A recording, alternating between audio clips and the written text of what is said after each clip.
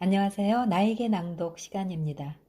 오늘의 책은 시아 출판사 빌 코트링어 지음 김광수 옮김 나의 꿈을 이루는 변화의 법칙입니다.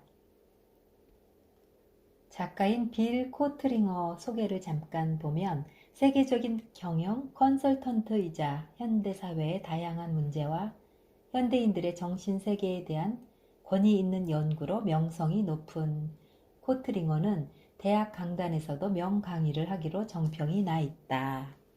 또한 이 책은 누가 내 취지를 옮겼을까에 스펜서 존슨이 적극 추천한 책이라고 되어 있네요. 오늘은 꿈을 이루는 방법 중 이상적인 내 모습에 가까이 다가가는 법, 알고 보면 쉬운 변화의 방법 두 챕터를 낭독합니다. 이상적인 내 모습에 가까이 다가가는 법 1. 믿음을 가지라. 자신의 꿈을 실현할 수 있다는 믿음이 모든 에너지의 원천이 된다는 점을 잊지 말기 바란다. 그러나 살아가는 동안 당신의 믿음을 무너뜨리고 의욕을 떨어뜨리는 계기는 수없이 생겨나게 마련이며 그때마다 당신은 믿어야 할지 아니면 믿지 말아야 할지를 판단해야 하는 갈림길에 서게 될 것이다. 하지만 기억하라. 자기만의 치즈를 얻어먹기 위한 첫 번째 단계는 바로 믿음이다. 믿지 않는 자에게는 치즈도 없다. 2. 꿈을 가지라. 현실의 나와 이상적인 나 사이의 차이를 줄이겠다는 꿈을 가지라. 그러나 그것은 한 번에 이루어지지 않는다. 때문에 큰 차이를 구성하는 사소한 차이부터 해결하려는 노력이 필요하다.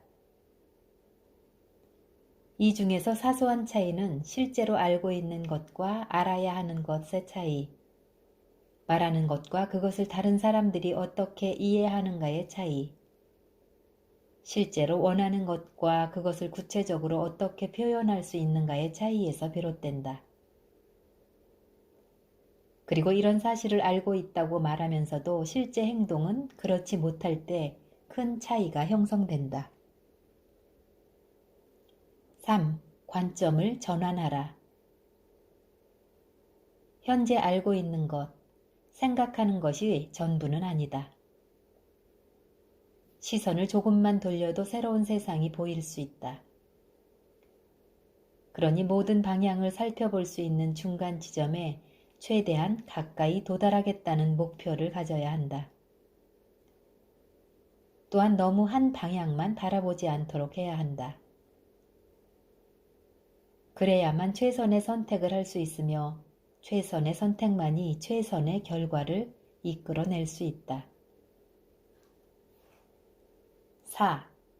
원하는 것과 필요한 것은 서로 다르다는 사실을 잊지 말라.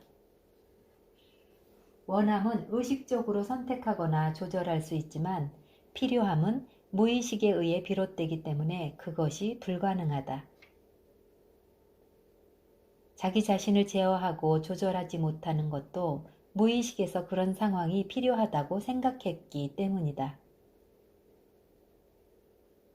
당신의 삶이 정리되지 못하고 혼란과 혼돈뿐인 것 같은가? 하지만 분명 당신에게도 단순하고 확실한 삶을 선택할 수 있는 기회가 있었을 것이다.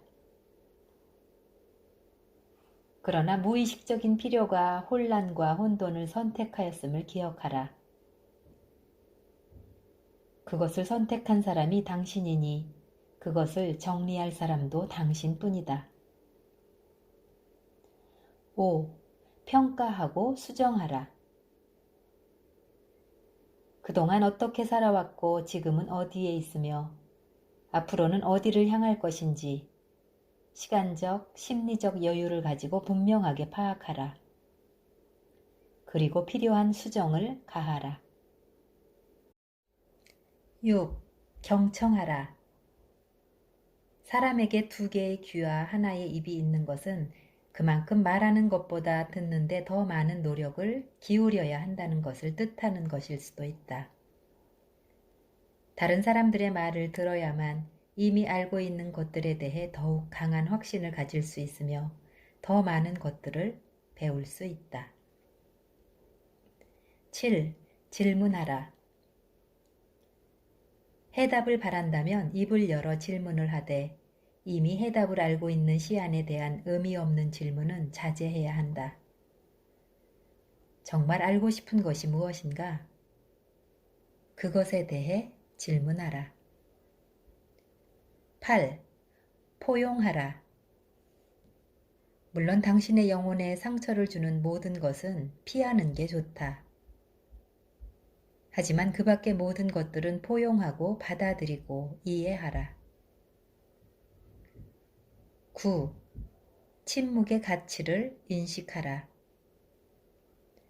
다른 사람의 잘못을 일일이 지적하는 것만이 능사는 아니다. 때로는 아무런 대응도 하지 않거나 전략적으로 침묵하는 편이 유익할 때도 있다. 10. 잘못된 습관에서 벗어나라. 잘못된 습관은 반드시 잘못된 결과를 낳게 마련이다. 우선 고쳐야 할 습관이 무엇인지 분명히 인식해야 한다. 문제가 있는 습관을 정확히 파악해야만 거기에서 벗어날 수 있기 때문이다. 그러나 자의적인 판단은 금물이다. 지나치게 자신에 대해 부정적으로 생각하는 것은 피해야 한다. 내가 말하고자 하는 것은 잘못된 습관을 고쳐 긍정적인 행동으로 나아가는 것이지 자기 자신에 대해 비관하고 사람들을 피하라는 것이 아니다. 11. 어딘가에 직접 참가하기 전에 우선 신중히 관찰하라. 별 생각 없이 뛰어든 것이 기대 이상의 크나큰 결과를 불러올 수 있다.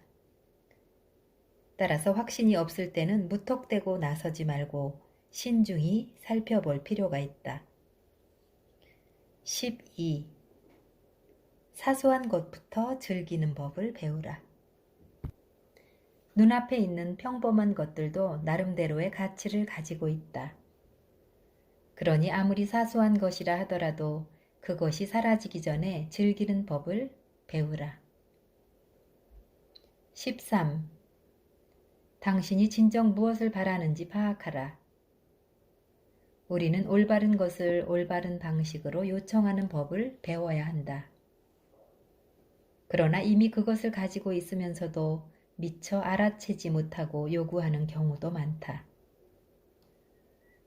자신이 가지고 있는 것이 무엇인지, 원하는 것이 무엇인지 정확히 파악하고 있다가 때가 왔을 때 요구해야 한다. 14. 질서를 회복하라. 당신 자신이 혼돈을 야기했다면 모든 것을 처음으로 되돌려 질서를 회복하려는 노력을 기울여야 함은 당연하다. 그러기 위해서는 용서와 인내가 선행되어야 함을 잊지 말라. 15. 최선의 선택을 했다면 에너지를 집중시키라. 그러기 위해서는 가장 필요한 것만 간추려 놓은 목록을 만드는 것도 도움이 될 것이다. 16. 깊이 넓게 생각하라. 지나친 비판을 삼가는 한편 정확한 이해를 추구해야 한다. 그리고 불필요한 것들을 잊어버리고 중요한 몇 가지만을 기억함으로써 두뇌의 불필요한 활동을 방지할 필요가 있다. 17. 수동적이거나 공격적인 태도 대신 적극적이고 자유로운 태도를 가지라. 다른 사람을 포용하되 그 사람의 발전을 촉구하는 노력을 멈추지 말아야 한다. 18. 동일한 방식으로 동일한 행위를 하고서 다른 결과를 기대하는 건 무리다. 원하는 결과를 얻으려 한다면 방법을 바꾸거나 아니면 원하는 결과 자체를 바꾸는 방법밖에 없다. 19. 위험을 기꺼이 받아들이는 도전 정신을 잊지 말라. 모든 행복과 부와 명예는 그것을 원하고 기꺼이 도전하는 사람에게만 얻어진다. 그리고 비난을 두려워하지 말고 모든 가능성을 받아들이는 자세가 필요하다. 20. 작은 것부터 시작하라. 아무리 작은 것도 엄청난 결과를 가져올 수 있다. 역경 속에서도 긍정적으로 생각하며 상대방의 견해를 수용하려는 개방적 태도를 유지하라. 마지막으로 이 모든 것은 행동으로 옮기지 않는다면 아무런 소용이 없다는 점을 기억하라. 행복을 원한다면 행동으로 옮기라. 알고 보면 쉬운 변화의 방법. 1. 당신의 호감도를 높이기 위해서는 어떻게 해야 하는지 연인이나 친구 등 주변 사람들에게 물어보라. 그들의 말을 주의 깊게 듣고 당신의 생각과 약간 어긋나더라도 실천해 보도록 하자. 2. 좋은 생각은 곧바로 행동으로 옮기자. 만약 그렇게 하지 못했을 때는 그 이유가 무엇인지 정리해 두자. 3. 당신이 가진 지식이 상대방에게도 유용하다고 판단될 경우 어떻게 하면 그것을 상대방에게 효과적으로 전달할 수 있을지 생각해 보자. 4. 상대방에게 도움을 바랄 때는 무턱대고 요구할 게 아니라 상대방의 도움을 통해 어떤 결과를 추구하는지 정확히 알아야 한다.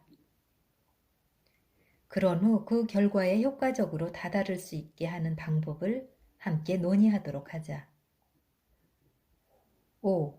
누군가에게 일을 지시할 때는 무조건 저 일을 좀 줄이고 이 일에 더 전념하십시오 하고 말하기보다는 그 사람의 과중한 업무를 줄여줌으로써 당신이 원하는 일에 그가 전념할 수 있는 여유를 주도록 하자. 6. 의문에 대한 해답을 구할 때는 여러 사람에게 다양한 질문을 함으로써 그 속에 적절한 해답을 구하도록 하자. 7. 당신의 잘못된 습관이 무엇인지 파악하여 문제점을 밝히는 동시에 그런 행동을 계속했을 때 발생할 수 있는 결과에 대해 생각해 보자. 특히 눈에 보이지 않는 결과는 어떤 것이 있는지 관심을 기울이자.